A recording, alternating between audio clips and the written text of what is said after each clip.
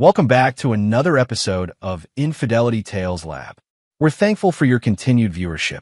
Before we begin, tell us, where in the world are you watching from? We love knowing our global reach. Now, let's dive into today's story. Chapter 1. Fractures.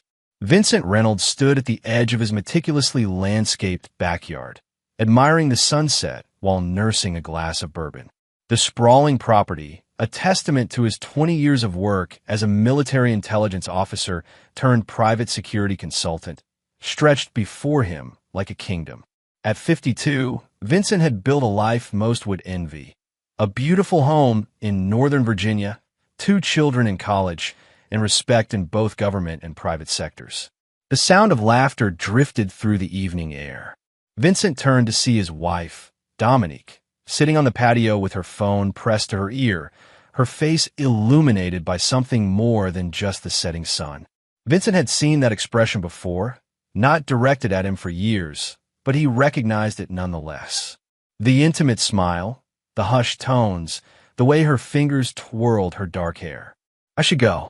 He's standing right there," Dominique whispered, ending the call abruptly when she noticed Vincent watching. "Just Marissa from book club," she explained, sliding the phone into her pocket. Vincent nodded, his face betraying nothing. Marissa from book club. The same excuse for the past 3 months. The same lie that had worn thin weeks ago when Vincent had first noticed the signs. Late nights, new clothes, renewed interest in fitness, and the distinctive scent of unfamiliar cologne that sometimes lingered on her clothes. Their 25-year marriage had weathered many storms, his long deployments, the stress of raising their children, Noah and Sophia, and the challenge of reinventing himself in civilian life. But this was different. Vincent knew the landscape of deception better than most. His career had been built on identifying falsehoods and extracting truths. Noah called, Vincent said, changing the subject. He's excited about bringing his new girlfriend to the family reunion next month. "Oh, that's wonderful," Dominique replied, her interest seemingly genuine. Their son, now 22 and in his final year of university, had always been closer to his mother. Did he mention if Sophia would make it? Vincent shook his head. "Still in Europe with her research team. Says she'll try, but it's not looking promising." Their daughter, 24 and brilliant, had inherited Vincent's analytical mind and Dominique's determination. Currently pursuing her doctorate in infectious disease research, Sophia had always been daddy's girl, observant, perceptive, and fiercely loyal. That night, as Dominique slept beside him, Vincent lay awake, mentally compiling the evidence he'd gathered over recent weeks. The text messages he'd seen reflected on their bedroom window while she texted in the bathroom. The credit card statements showing lunch charges for 2 at hotels where no business meetings were scheduled. The GPS history on her car that didn't match her stories. Vincent had never intended to spy on his wife, but 20 years in intelligence had made certain habits second nature. Observation, pattern recognition, threat assessment. He knew who the man was, Preston Harlow, 48, recently divorced, a pharmaceutical sales executive who had met Dominique at a charity gala 6 months ago. Preston with his Italian suits and Mediterranean yacht photos on social media. Preston who had never served his country or known true sacrifice. Preston who now enjoyed the fruits of Vincent's labor. Vincent Reynolds closed his eyes, not in defeat but in calculation. There would be no confrontation, no desperate pleas or marriage counseling. That wasn't his way. Instead, as he had done countless times in his career, Vincent began constructing a mental blueprint, meticulously detailed and precisely timed. Only this blueprint wasn't for a military operation or security protocol. It was for something much more personal. Chapter 2. Confirmation. The week-long family reunion at Lake Anna was a tradition established by Vincent's parents decades ago, bringing together the extended Reynolds family each summer.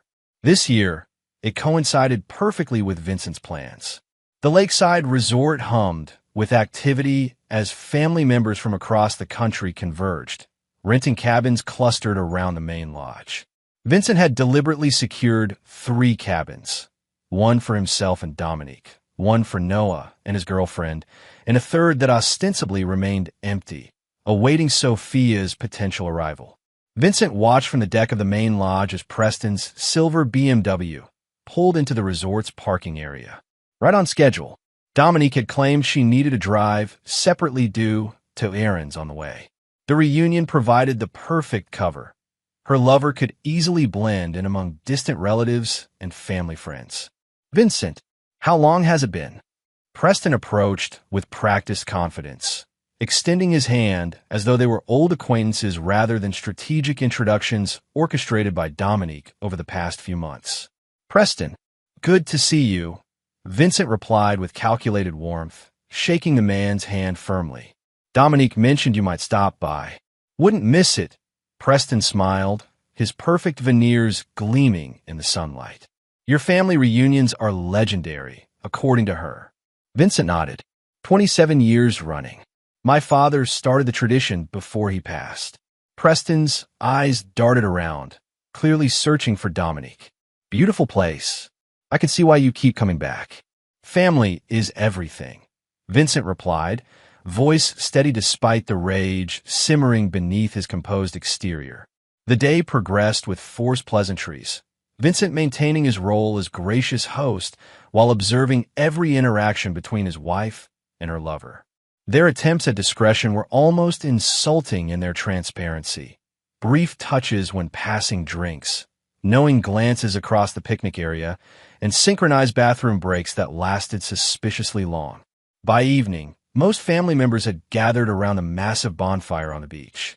Vincent stood apart, nursing a whiskey when Noah approached, his girlfriend Tessa lingering behind. Dad, can we talk? Noah asked, his expression serious beyond his years. Of course, son. Noah guided them away from the crowd. I know about Mom and Preston. Vincent said nothing, watching his son's face carefully. She told me a few weeks ago, Noah continued. She said you two haven't really been married in any real way for years. Just going through the motions. Vincent took a measured sip of his whiskey. And you believe that? I've seen how you are, Dad. Always distant, always working. Mom says you checked out of the marriage years ago. Noah's voice hardened. Preston actually listens to her. He makes her happy. Vincent absorbed the blow without flinching. I see. I wanted you to know that I know. And that it's okay if you guys split up. People grow apart. Noah shifted uncomfortably. Preston's actually pretty cool. He's already offered to help me get an internship at his company. Vincent nodded slowly. That's generous of him. Yeah, well, Noah shrugged, looking away. He's a better father anyway. The word struck like precision artillery, but Vincent merely checked his watch. I appreciate your honesty, Noah. Excuse me for a moment. Vincent walked toward the dock where Dominique stood with Preston, their silhouettes outlined against the moonlit lake. As he approached, he overheard their laughter. 15 years wasted on that loser, Dominique chuckled, leaning into Preston's embrace. He doesn't even suspect a thing. Vincent cleared his throat, and they jumped apart like guilty teenagers. Vincent, I didn't see you there, Dominique stammered, her face flushing. Clearly, Vincent replied coolly. He checked his watch again. I'm heading back to our cabin. Don't wait up. As he turned to leave, Preston called after him. Hey, Vincent, no hard feelings, right? These things happen. Vincent paused, then simply nodded and walked away, ignoring the muffled laughter that resumed behind him. Instead of returning to the cabin, he walked to his SUV and drove away from the resort, his phone already connecting to a secure call. Is everything in place? He asked when the call connected. Yes, sir, replied the voice on the other end. All systems are ready. Activation on your command. Good. Execute at 0600 hours. No deviations.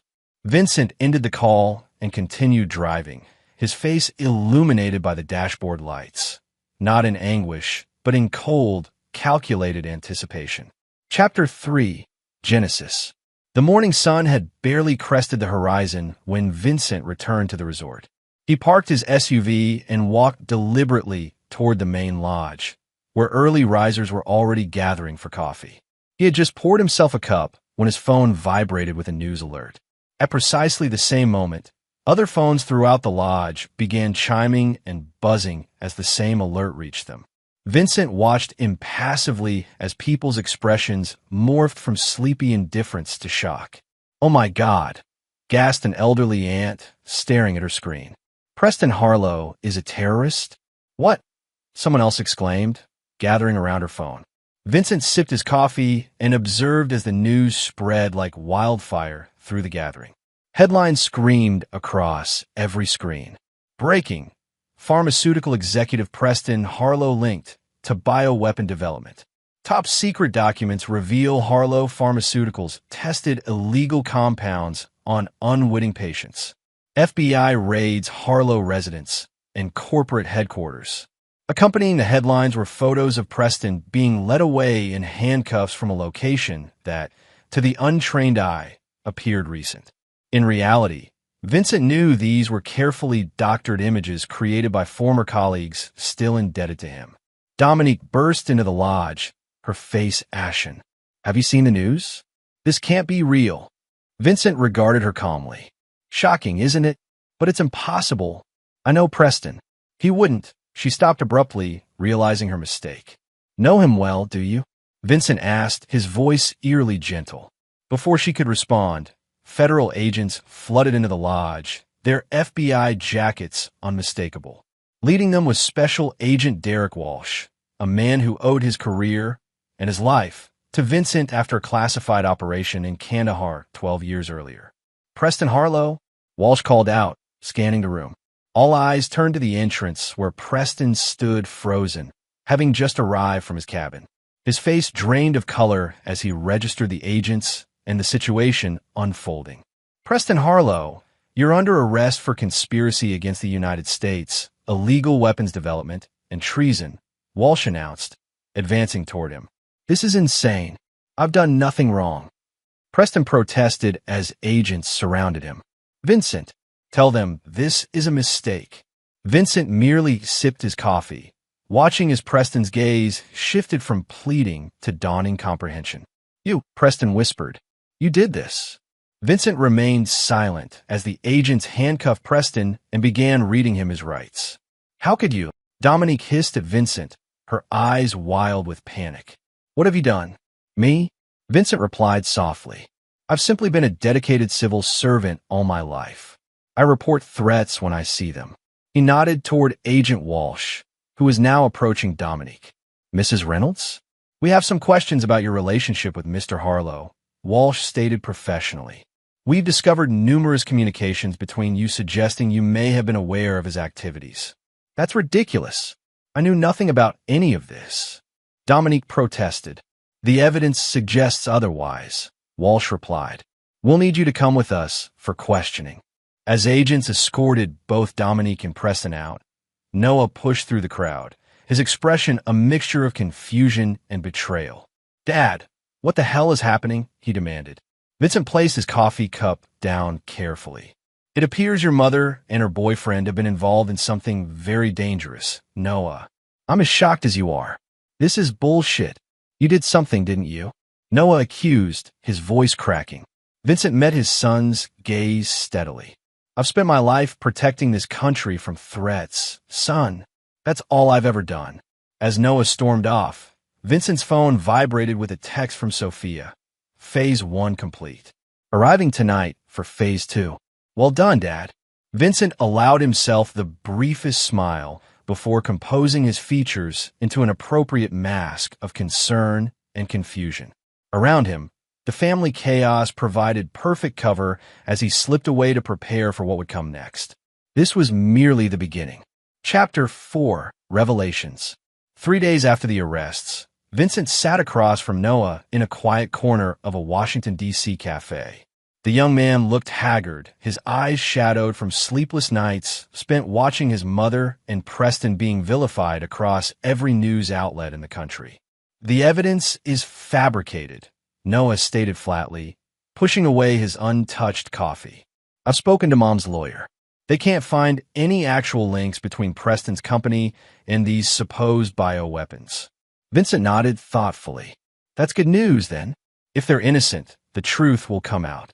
"Cut the crap, Dad," Noah snapped. "You're behind this. I don't know how, but this has your fingerprints all over it." Vincent studied his son, recognizing the intelligence that had always made Noah exceptional. Why would I do something like that? Revenge, Noah replied without hesitation. Mom cheated on you, so you're destroying her life and Preston's. It's sick. An interesting theory, Vincent conceded. But consider this. If I had the power to orchestrate something of this magnitude, what does that tell you about the man you've dismissed as a loser who was checked out of his marriage? Noah fell silent, confusion crossing his features. Did your mother ever tell you what I actually did during those years I was distant and always working? Vincent asked quietly. Government security consultant. Noah answered automatically. Vincent smiled thinly. A convenient title. Tell me, what do you know about Preston beyond his sales job and his yacht? He's successful. He cares about Mom. Did you know he was investigated 3 years ago for selling pharmaceutical secrets to foreign entities?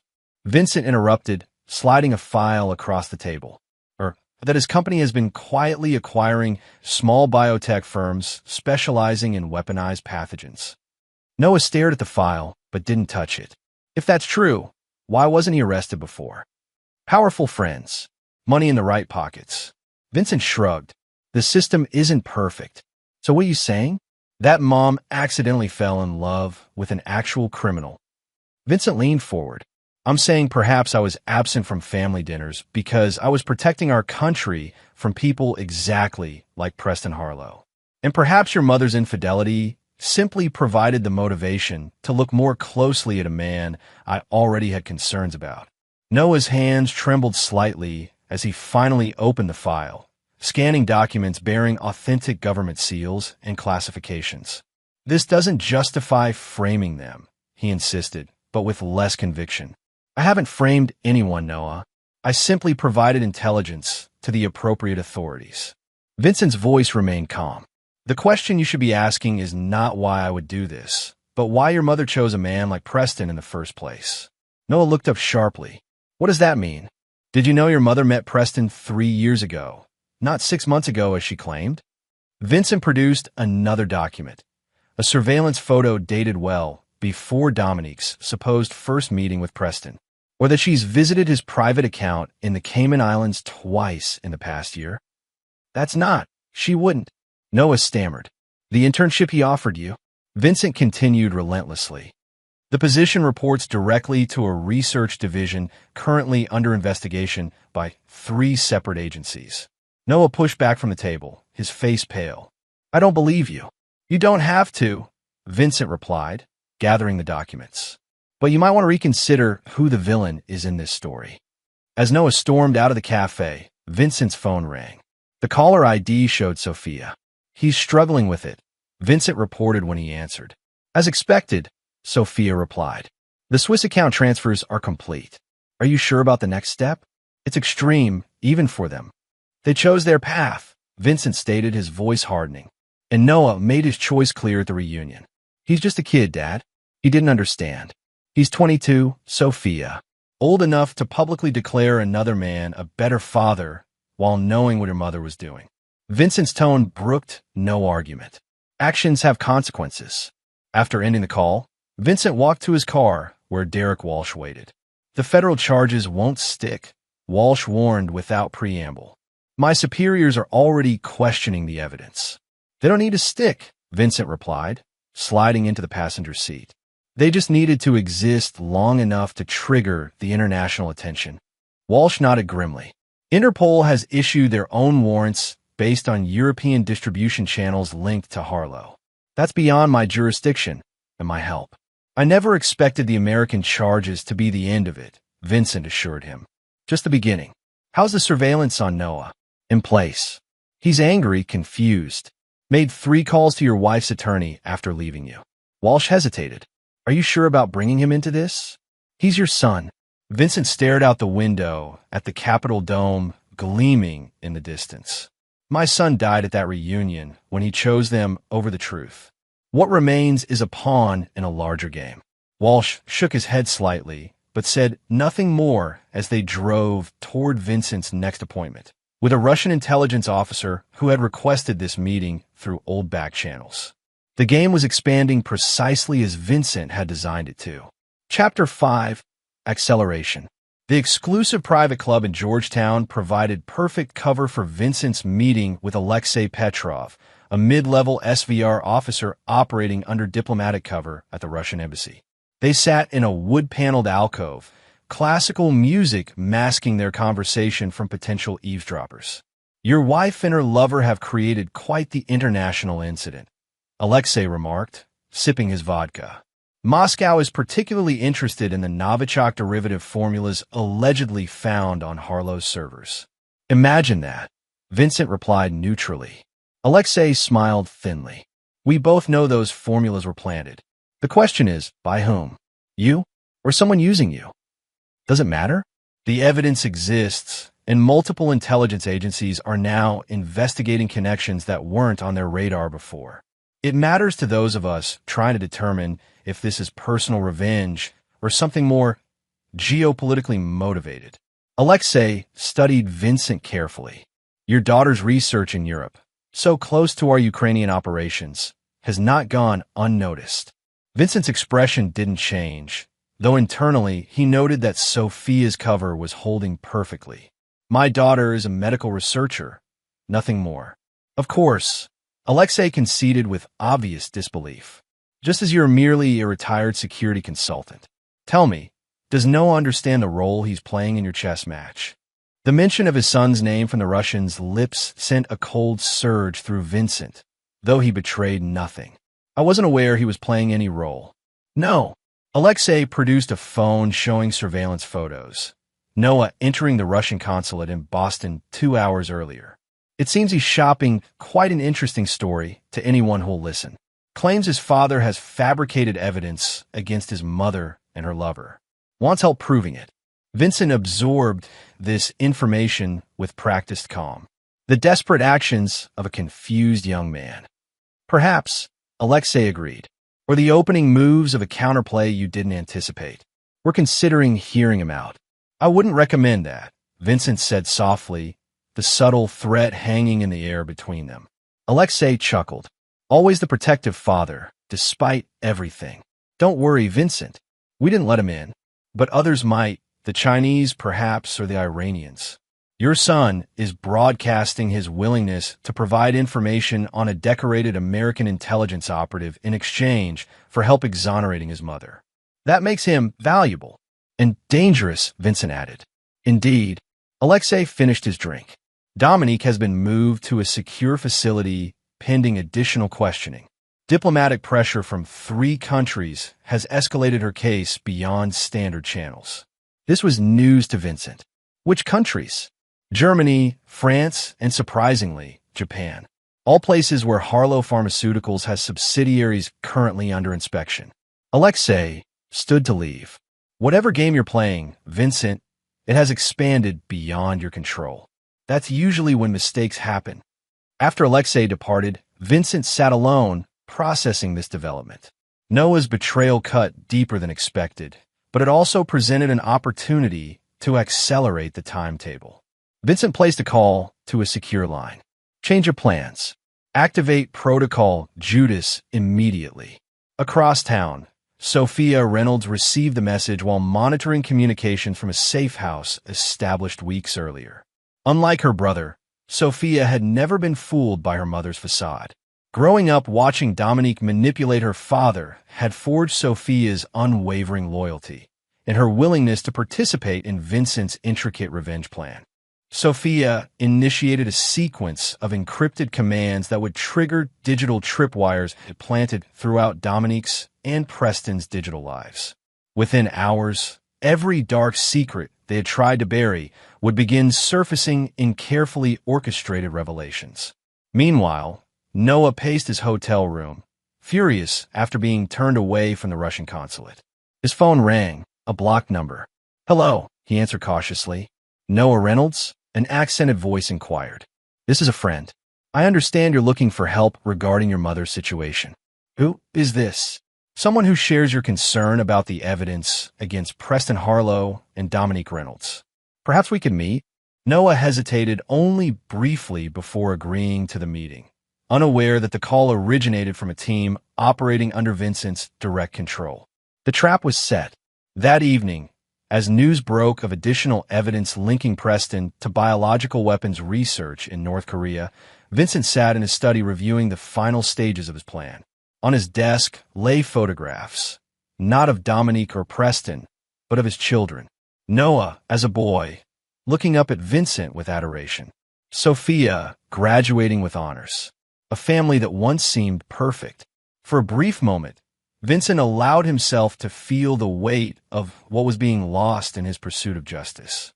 Then he thought of the family reunion, of the public humiliation, of 15 years being dismissed as wasted on a loser, and his resolve hardened once more. By tomorrow, there would be no turning back for any of them. Chapter 6: Escalation. The abandoned warehouse on the outskirts of Baltimore had once housed medical supplies, an ironic setting for Noah's meeting with a mysterious contact who had promised evidence exonerating his mother. He arrived early, scanning the cavernous space with growing unease. "Hello." His voice echoed through the emptiness. "Is anyone here?" Footsteps sounded behind him. Noah turned to see a man emerge from the shadows, mid-30s, military bearing, carrying a leather briefcase. "Mr. Reynolds," the man greeted him. "Thank you for coming. You said you have information about my mother's case," Noah prompted, keeping his distance. "Indeed." The man placed the briefcase on a dusty countertop. "But first, I need to understand why you believe your father fabricated evidence." Noah hesitated. "Because I know my father. He's calculating, cold. He found out my mom was having an affair, and instead of confronting it like a normal person, he did this." "Interesting." The man nodded thoughtfully. "And you believe your father possesses the capability to frame two innocent people so thoroughly that multiple intelligence agencies are involved?" "He worked in government intelligence for decades," Noah replied. "He has connections." "Impressive for a man you described to others as a loser," the man observed, his tone hardening slightly. Noah froze, the implication sinking in. "Wait, who are you really?" The warehouse lights suddenly blazed to full brightness, revealing a dozen operatives in tactical gear positioned throughout the space. Among them stood Sophia, her expression grim as she approached her brother. "Hello, Noah," she said quietly. "Sophia? What the hell is going on?" Noah demanded, panic rising in his voice. "Education," she replied simply. "You've spent years believing Mom's version of reality. Now you get to see the truth." The man with the briefcase opened it to reveal a sophisticated computer setup. With a few keystrokes, the warehouse walls illuminated with projected images, surveillance photos, documents, and video footage. "Preston Harlow," the man began, gesturing to the displays. "Former Naval Intelligence officer dishonorably discharged in 2007 for selling classified information.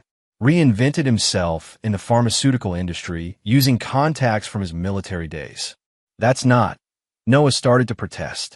"Your mother met Preston in 2020 during a classified operation your father was leading in Vienna," Sophia continued, advancing the displays to show dated photographs of Dominique and Preston at a gala. "She was there as Dad's cover.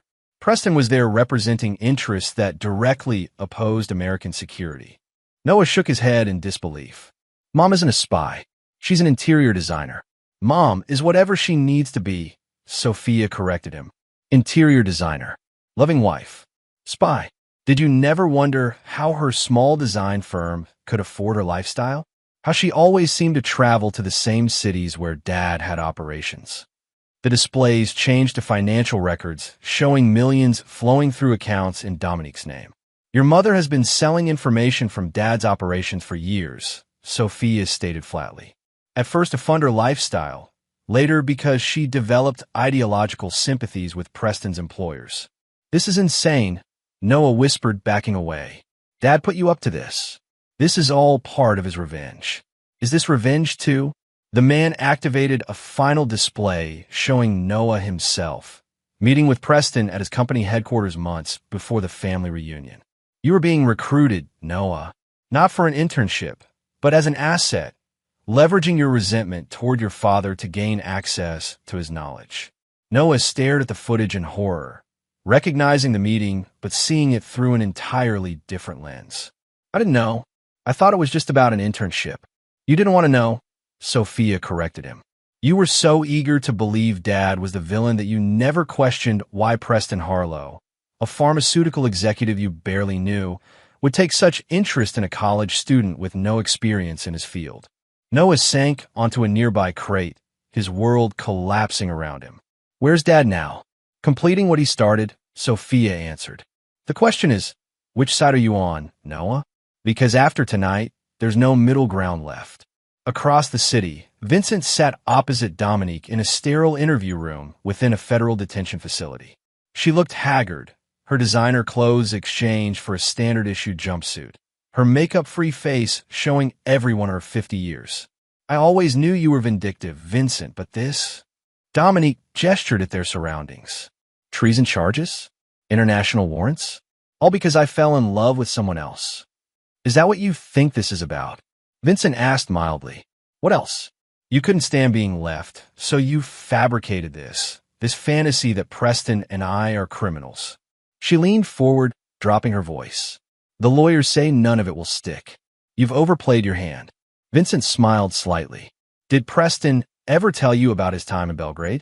Or his special arrangement with the North Korean pharmaceutical program? Dominique's expression flickered briefly. More lies. Perhaps, Vincent conceded, but effective ones, judging by how quickly international agencies became involved. Tell me, do you remember a vacation we took to Lake Geneva in 2016? You insisted on that specific hotel, the one with the private boat launch. The color drained from Dominique's face. That was years ago. Indeed, during an operation tracking biological agents moving through Switzerland. Curious timing for you to suddenly desire a Swiss vacation, especially at a hotel where 3 known arms dealers were staying. Vincent tilted his head. I've overlooked so many coincidences over the years, Dominique. So many strange alignments between your social calendar and sensitive operations.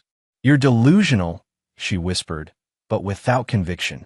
The affairs I could have forgiven, Vincent continued, as if she hadn't spoken. The disrespect, even the poisoning of Noah against me. But selling out your country? Endangering operations that cost good people their lives. His voice remained steady even as his eyes hardened. That's unforgivable. I want my lawyer, Dominique demanded, standing abruptly. By all means, Vincent agreed, also rising. Though you might want to wait until tomorrow. Tonight, Interpol is executing search warrants on 17 properties connected to you and Preston across 9 countries. Whatever they find will significantly impact your legal strategy. As Vincent turned to leave, Dominique called after him. You won't win this, Vincent. You've never understood how many friends I have, how many people would choose me over you. Noah already has. Vincent paused at the door. About Noah, you might be surprised by his current perspective. Family reunions can be so enlightening. The look of uncertainty that crossed Dominique's face was all the confirmation Vincent needed. The seeds of doubt had been planted. As he exited the facility, his phone vibrated with a message from Sophia. Noah's in. Operation Severance is go. Vincent allowed himself a genuine smile for the first time in months as he texted back a single word, execute. Chapter 7, Demolition. 3 weeks after Dominique's arrest, international news outlets exploded with a new revelation. Comprehensive evidence had emerged showing Preston Harlow's pharmaceutical empire was built on stolen research, much of it from classified military medical programs. More damning still were documented connections to bioweapon programs in multiple countries, all trails leading back to companies where Dominique Reynolds served as a silent partner or consultant. Vincent watched the coverage from a secure facility in Northern Virginia, surrounded by monitors displaying real-time reactions across global intelligence communities. Beside him sat Noah, still shell-shocked from his rapid education and his family's true history, but determined to make amends for his blind loyalty to his mother. They're saying Mom could face the death penalty, Noah said quietly, staring at a news ticker scrolling across one screen. That's unlikely, Vincent replied. She'll be offered a deal in exchange for information on Preston's network. Will she take it? Vincent considered the question. No, her ego won't allow her to implicate herself, even to save her own life. She still believes her connections will protect her. Noah shook his head in disbelief. How did I never see any of this growing up? Your mother is exceptional at compartmentalization, Vincent explained. And I deliberately kept both you and Sophia insulated from my work. Not Sophia, Noah corrected him. She's been working with you for years, hasn't she? Vincent nodded, pride evident in his expression. Since college. Her medical research position is genuine, but also provides excellent cover for intelligence gathering. The door opened and Sophia entered, carrying several tablets. It's done, she announced. Preston's lawyer just received the evidence package. He's already called 3 times requesting a meeting. And the offshore accounts? Vincent asked. Frozen. All 15 of them, Sophia confirmed. The London and Zurich properties have been seized. Mom's design firm is being raided as we speak. Vincent turned to Noah. Are you still certain you want to proceed with your part? Noah squared his shoulders. Yes, I need to make this right. Hours later, Noah sat across from his mother in the same interview room Vincent had used. Dominique brightened at the sight of her son, reaching for his hands across the table. Noah, thank God. Have you spoken to the lawyers? This nightmare. I know everything, Mom. Noah interrupted, pulling his hands back. About you and Preston. About what you've been doing all these years. Dominique's expression hardened. Your father got to you. No, Mom. The truth got to me. Noah placed a document on the table. A sworn affidavit. I'm testifying against you and Preston. About the meetings, the recruitment attempts, everything. You can't be serious, Dominique hissed. After everything I've done for you, I protected you from knowing what your father really is. A cold, calculating killer who values his missions more than his family. That's exactly what you wanted me to believe, Noah acknowledged. But now I understand why he was distant. He was protecting us from the consequences of your actions. Dominique's face contorted with rage. You ungrateful little. Save it, Mom. Noah cut her off, rising. The prosecutors have offered me immunity in exchange for my testimony. I suggest you consider a similar arrangement while it's still available. As he turned to leave, Dominique called after him. They'll discard you too, Noah. Vincent doesn't forgive betrayal. Ever. Ask him about Cairo if you don't believe me. Noah paused at the door. I already know about Cairo, Mom. The difference is I'm owning my mistakes. You're still denying yours. Across town, Vincent met with Preston's attorney in an upscale law office. The lawyer, sweating despite the powerful air conditioning, pushed a proposal across the polished table. My client is willing to provide complete details on Mrs. Reynolds' involvement in exchange for considerations regarding his sentencing, the attorney explained. Vincent reviewed the document dispassionately. Your client seems to be under the impression that this is a negotiation. Mr. Reynolds, surely you understand the value of Mr. Harlow's cooperation, the lawyer pressed. He can provide names, dates, account numbers, everything your wife did while using his business as cover. Interesting that 48 hours ago, Mr. Harlow was proclaiming both his and my wife's complete innocence, Vincent observed. Quite the reversal. The lawyer shifted uncomfortably. New evidence has created new perspectives. Indeed, Vincent slid the proposal back untouched. Please inform Mr. Harlow that his offer is declined. The evidence against both him and my wife is more than sufficient without his cooperation. But the lawyer sputtered. Also, Vincent continued as if the man hadn't spoken. Inform him that additional information regarding his activities in Damascus in 2018 will be provided to prosecutors tomorrow morning. He might want to adjust his legal strategy accordingly. The color drained from the lawyer's face. Damascus? There's nothing in the current charges about Damascus. Not yet, Vincent agreed, standing to leave. Give Mr. Harlow my regards. That evening, Vincent convened with his team, trusted former colleagues, intelligence operatives who owed him their lives or careers, and his children. The conference room wall displayed a complex flowchart of operations spanning 2 decades. We've dismantled their financial resources, Sophia reported.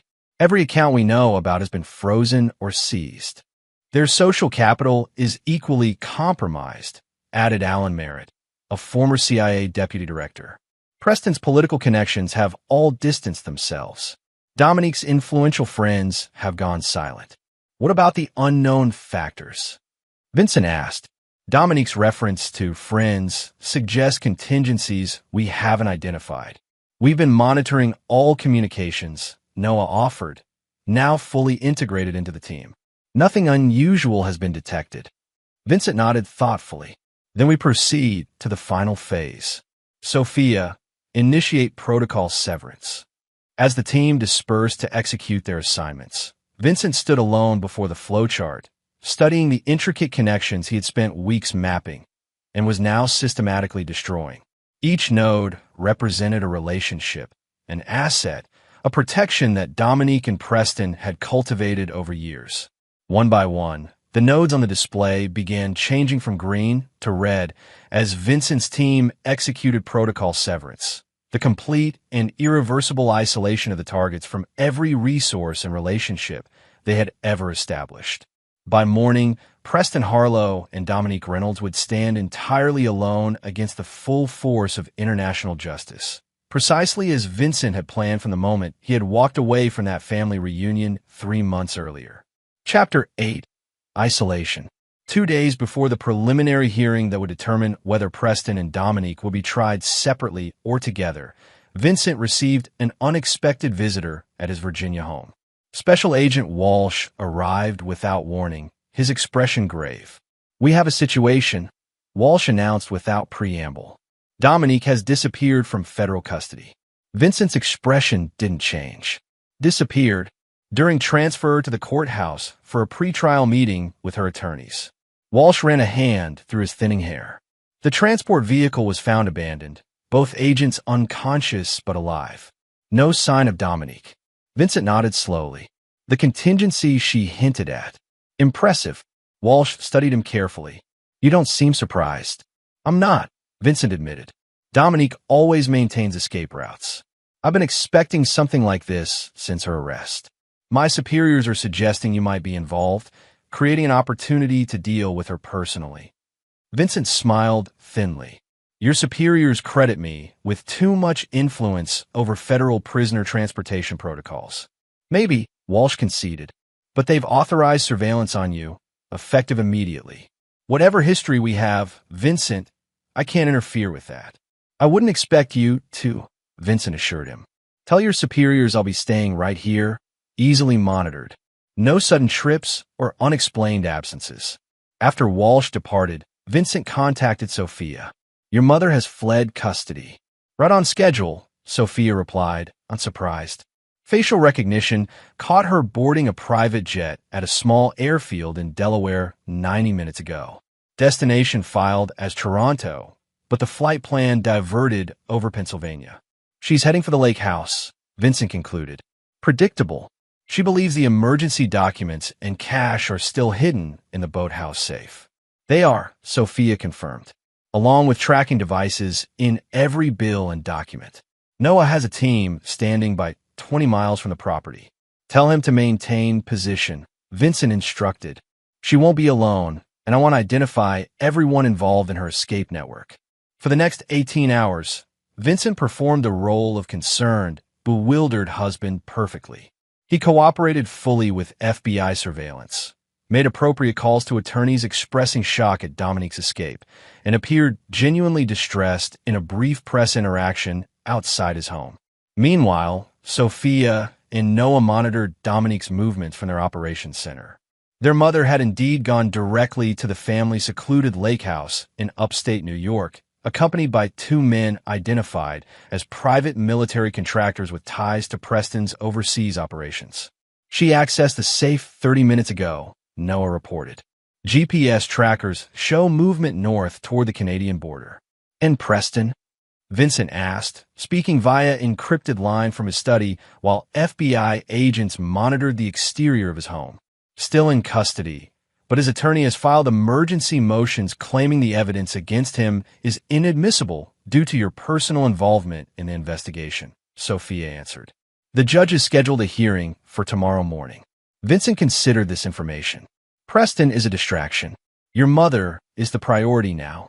She'll attempt to cross at a minor checkpoint using credentials from a safe. We've alerted customs discreetly, Noah confirmed. They'll delay but not detain her, enough to allow our team to intercept before she realizes it's a trap. Good, Vincent approved. I'll join you once she's secured. The surveillance on me will ease once they believe she's fled the country. 12 hours later, Dominique Reynolds sat in a Spartan room within a hunting lodge deep in the Adirondack Mountains. Her escape had proceeded flawlessly until the border crossing, where unexpected delays had forced her to divert to a secondary route. There, her security team had been efficiently neutralized by operatives she never saw, and she had found herself transported to this isolated location. The door opened, and Vincent entered alone. I should have known, Dominique said bitterly. Was there ever really an escape? Or was it all your orchestration? The escape was genuine, Vincent replied, taking a seat across from her. Your connections are impressive, or were, until recently. What happens now? You turn me over to the authorities to face a show trial based on evidence you fabricated? Vincent shook his head. Nothing I presented was fabricated, Dominique. Manipulated and strategically revealed. Yes, but every document, every photograph, every financial record is authentic. Dominique's composure faltered slightly. You can't prove intent. I don't need to. The evidence speaks for itself. Vincent leaned forward. But we're not here to discuss your legal predicament. We're here to discuss Noah. Noah. Uncertainty crossed Dominique's features. What about him? He's made his choice to testify against you, which places him at considerable risk from your remaining allies. Vincent's voice hardened. I want the names of everyone in your network who might consider him a liability. Dominique laughed incredulously. You expect me to help you protect the son who betrayed me? I expect you to do one decent thing as his mother, Vincent replied evenly. But I'm prepared for your refusal. He placed a tablet on the table, displaying a video feed of Preston Harlow in his cell, sleeping fitfully. What is this? Dominique asked, confused. Preston's cell is currently pumping in a colorless, odorless compound derived from one of his own company's experimental formulas, Vincent explained clinically. At his current exposure level, he'll experience progressive neurological deterioration over approximately 6 weeks. Symptoms begin with tremors, advance to memory loss, and culminate in complete cognitive collapse. Horror dawned on Dominique's face. You're poisoning him. I'm demonstrating consequences, Vincent corrected her. The compound can be neutralized completely if administered within the next 4 hours. After that, the damage becomes irreversible. You're bluffing, Dominique challenged. You don't have access to his cell ventilation system. Vincent simply raised an eyebrow. The same way I didn't have the capability to frame 2 innocent people for international crimes. Dominique stared at the screen, watching Preston twitch in his sleep, the first subtle sign of the compound taking effect. The name's Dominique, Vincent prompted. Every contact who might target Noah. In exchange, Preston receives the antidote. And if I refuse, then I return you to federal custody, and nature takes its course with Preston. Vincent's voice was devoid of emotion. Your choice. Dominique's eyes darted between Vincent and the screen, calculation and fear warring in her expression. Finally, resignation settled over her features. There's a ledger, she said quietly. Hidden compartment in my desk at the design firm. Names, contacts, payment records, everything. Vincent nodded. Sophia will verify that information immediately. If it's accurate and complete, Preston receives treatment for an unexpected reaction to his medication. If not, he let the implication hang in the air. You become a monster, Vincent, Dominique whispered. No, Vincent corrected her, standing to leave. I've simply become what you always accused me of being. The man who puts objectives above sentimentality. The irony is, I learned it from you. As he exited, Dominique called after him. What happens to me now? Vincent paused in the doorway. You'll face trial for everything you've done. But Noah will be safe. The only gift I have left to give the son who called me a loser. The door closed with finality, leaving Dominique alone with the consequences of 15 years of deception. Chapter 9. Terminus. 6 months after Dominique's recapture, Vincent sat alone on the deck of a modest cabin overlooking the Pacific Ocean. The property, registered under a name unknown to anyone from his former life, represented his final severance from the past. Behind him, the cabin door opened as Noah emerged with 2 cups of coffee. Court TV says the jury's been deliberating for 3 days, Noah reported, handing his father a steaming mug. Analysts are split on which way they'll go. Vincent nodded, unsurprised. Your mother's defense team mounted an impressive case. The manipulated by love narrative plays well with certain jurors. Do you think she'll be acquitted? Noah asked, taking a seat beside his father. No, Vincent replied with certainty. The evidence is too comprehensive, your testimony too damaging. But she'll likely receive a lesser sentence than Preston. Preston Harlow had already been convicted on multiple counts of espionage, sentenced to life without parole at a maximum security federal penitentiary. His mysterious neurological episode during pretrial detention had left him with persistent tremors and memory lapses that humanized him to the jury, precisely as Vincent had calculated when ordering the antidote administered at the last possible moment. I spoke with Sophia this morning, Noah mentioned. Her cover in Europe has been officially restored. The agencies are satisfied that her involvement in Mom's case was strictly familial, not operational. Vincent smiled slightly. Your sister has always been adept at managing perceptions. They sat in comfortable silence, watching waves crash against the rocky shoreline below. Vincent had officially retired from all government work, his security clearances voluntarily surrendered. Noah had withdrawn from his university program, instead pursuing specialized training with former colleagues of his father, men and women who recognized the young man's potential and his need for redemption. Do you ever regret how far it went? Noah asked suddenly. The international warrants, Preston's condition, all of it. Vincent considered the question carefully. Regret suggests I would choose differently given another opportunity. I wouldn't, not even for my sake. I was collateral damage in your war against Mom. You were a casualty of your mother's decisions long before mine. Vincent corrected him gently. She poisoned you against me for years, Noah. The reunion simply forced me to acknowledge how successful she'd been. Noah winced at the memory of his cruel words. I'm sorry for what I said that night. About Preston being a better father. You believed it at the time, Vincent observed without rancor. Your mother is exceptionally persuasive. Still, Noah insisted, I should have seen through her manipulation. Perhaps, Vincent allowed, but you've more than compensated through your testimony and subsequent choices. His phone vibrated with a news alert. Vincent checked the screen, his expression unchanged as he read the notification. The verdict? Noah asked. Vincent nodded. Guilty on all counts except one. Sentencing in 3 weeks, but the minimum mandatory is 20 years. Noah exhaled slowly. It's really over then. This chapter is, Vincent agreed. Life continues. Later that evening, as Noah slept inside the cabin, Vincent received a secure call from Sophia. Congratulations, Dad, she said when he answered. Justice served. At considerable cost, Vincent noted. But worth it, Sophia asked, knowing her father well enough to understand his calculus. Vincent gazed out at the moonlight reflecting off the Pacific. They took 15 years from me, Sophia. 15 years of lies, manipulation, and betrayal. They mocked me publicly, turned my son against me, and compromised operations that cost lives. And now they have decades to contemplate the consequences of underestimating a man they dismissed as a loser, Vincent replied, his voice carrying the finality of a closed account. So yes, worth every sacrifice. Noah's healing well, Sophia observed, changing subjects. His training reports are excellent. He has potential, Vincent agreed. Different from yours, but valuable in its own way. Will you tell him about the new assignment? The consultancy? Vincent smiled slightly. When he's ready. Some talents shouldn't be wasted in retirement.